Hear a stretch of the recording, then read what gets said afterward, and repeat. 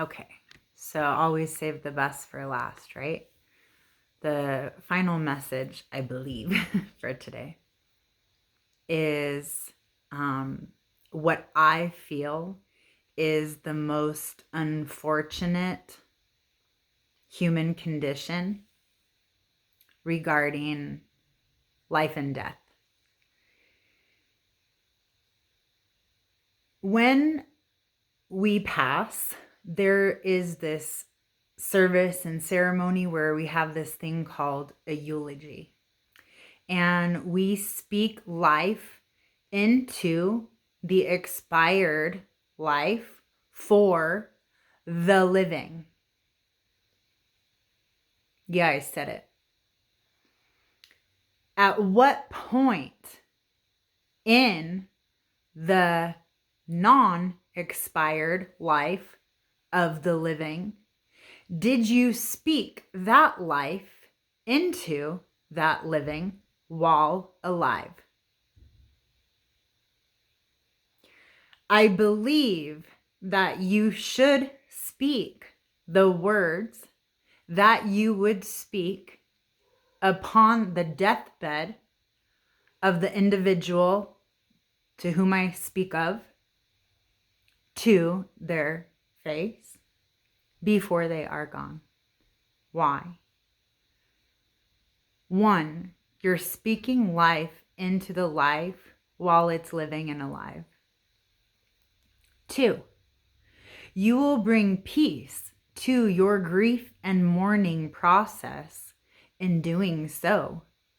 Because when they are gone, which sometimes we know it's coming and we prepare, but a lot of times we do not.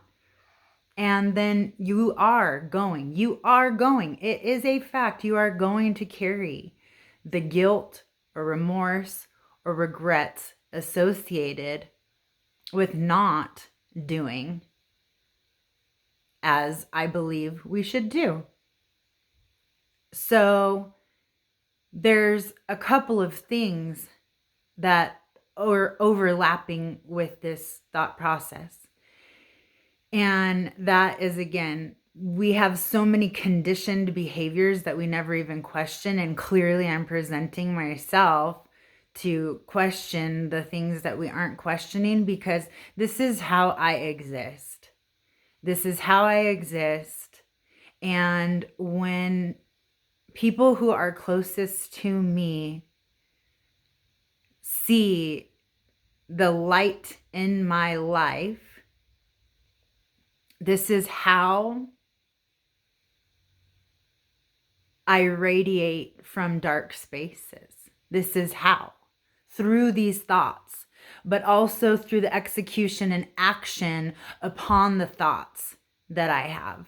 So again, eulogies, speaking life to the living about someone. Okay, did you say it?